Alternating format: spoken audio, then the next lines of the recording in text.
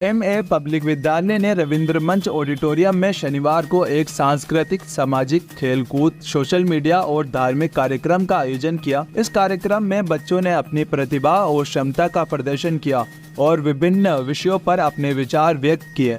इस कार्यक्रम का उद्देश्य बच्चों को एक मानवीय दृष्टि देना और उनके व्यक्तिगत और सामाजिक विकास को बढ़ावा देना था। इस कार्यक्रम के मुख्य अतिथि रिटायर्ड IAS शिक्षा सचिव अशफाक हुसैन, प्रदेशाध्यक्ष स्कूल शिक्षा परिसर अनिल शर्मा, मुख्य सचिव स्कूल शिक्षा परिवार श्रवण बोरा और बॉलीवुड के प्रसिद्ध अभिनेता और निर्माता मुश्ताक खान थे। इन सभी महानुभावों ने बच्चों को प्रोत्साहित किया और उनकी प्रतिभा को सहारा। आज आपका एमए पब्लिक स्कूल के एनिवर्सरी में आना हुआ, तो कैसा लगा आपको? बहुत अच्छा लगा यार, इतना अच्छा लगा, इतना बढ़िया प्रोग्राम हुआ।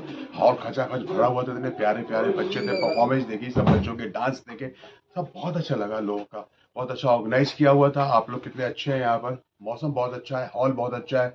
और बच्चों के लिए तो बस मैं ये शुभकामनाएं दे सकता हूँ, आने वाला साल, आने वाला भविष्य उनका सुनहरा हो और ये पूरा साल अच्छा हो। और उनके पेरेंट्स जो उन पे खर्चा कर रहे हैं इतना पैसा, वो जो उन्होंने उन बच्चों के लिए ख्वाब देखे हैं, वो ख्वाब पूरे हो। एक्टिंग के सफर में आपका काफी लंबा अनुभव रहा है, तो कई ऐसे बच्चे भी है जिन्होंने एक्टिंग भी की है, तो उनके लिए कोई मोटिवेशनल मोटिवेशन तो यही है मेरा कि आप एक्टिंग कर लें, स्पोर्ट्स में चले जाएं, क्रिकेट खेल लें, वॉलीबॉल खेल लें, क्रिकेट हॉकी खेल लें, कोई भी गेम्स खेल लें, लेकिन अपनी पढ़ाई को ना छोड़ें।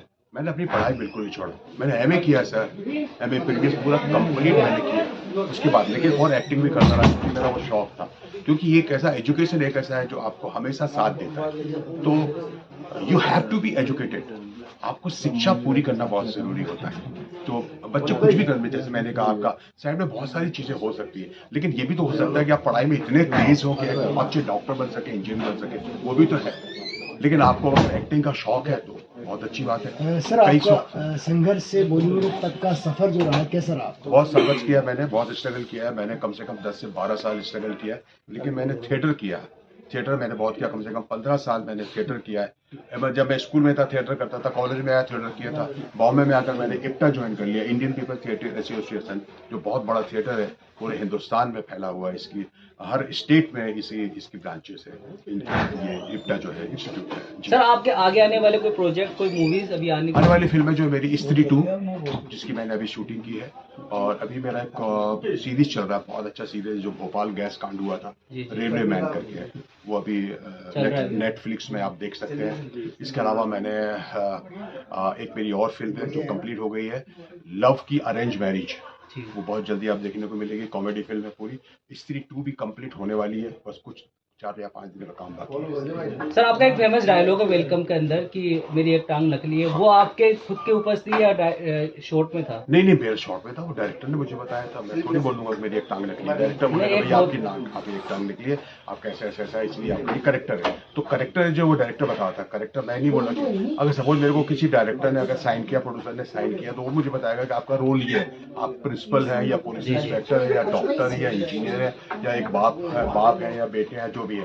तो डायरेक्टर मुझे बताया ये रोल है, आपकी एक टांग जो है वो टूटी हुई है, तो उसका रीजन बताया, उसके बाद वो हमने काम किया उसमें। काफी अच्छा था sir, thank you very much. आपका एक IAS अधिकारी रह चुके हैं, ऐसे में जो बच्चों के लिए कोई मोटिवेशन तो ये है कि मैं खुद एजुकेशन का ही प्रोडक्ट हूँ। एक गांव में पैदा हुआ, गांव के स्कूल में पढ़ाई से, गांव के करीब गांव में ही कॉलेज में पढ़ा, लेकिन पढ़ने के दौरान ये पता लगा कि स्टेटस एक्वायर करने के लिए आपको बहुत मेहनत करनी पड़ती है। मैंने मेहनत की और मैं IAS बना, और लकीली मैं एजुकेशन सेक्रेटरी की पोस्ट से ही रिटायर हुआ।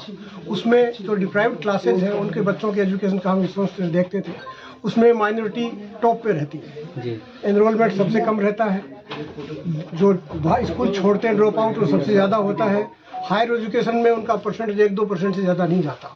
बाकी सब जगह कहते हैं साहब हम 15% हैं, हम 10% हैं, सब जगह मुकाबला चल रहा है।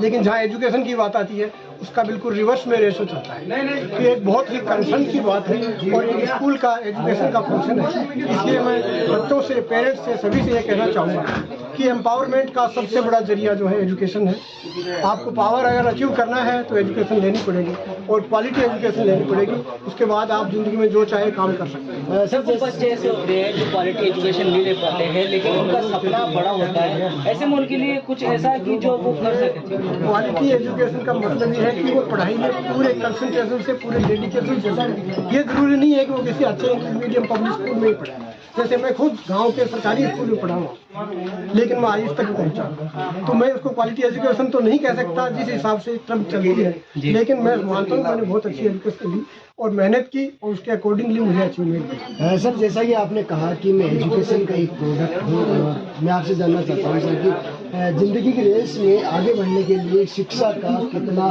योगदान है? शिक्षा ही डिसाइसिव फैक्टर है, वही तय करती है कि आपने जिस तरह की एजुकेशन ली है और जितनी मेहनत की है, जितने इन्वॉल्वमेंट के साथ शिक्षा को लिया है, उतना ही आपको उसका रिटर्न भी मिलेगा। सर, एक स्टूडेंट जो यूपीएससी की तैयारी कर रहा है उसको कितने घंटे पढ़ने की वो है? देखिए, घंटे पढ़ने की बात नहीं, घंटा पढ़ने से कुछ नहीं होता। आप 12 घंटे पढ़ रहे हैं और आपका रेडियो भी सुनते जा रहे हैं, म्यूजिक भी सुनते जा रहे हैं, तो आपका उससे कुछ नहीं होने वाला। आप 5 घंटे पढ़ेंगे, पूरे कंसंट्रेशन से पढ़ेंगे, आपको पता भी होना चाहिए कि आपको पढ़ना क्या है और उसका यूटिलाइजेशन कैसे करना है। ये सारी चीज़ें जब आएंगी, इनका एक्टिविटी किया आएगा कि आपकी परफॉर्मेंस हर एग्जाम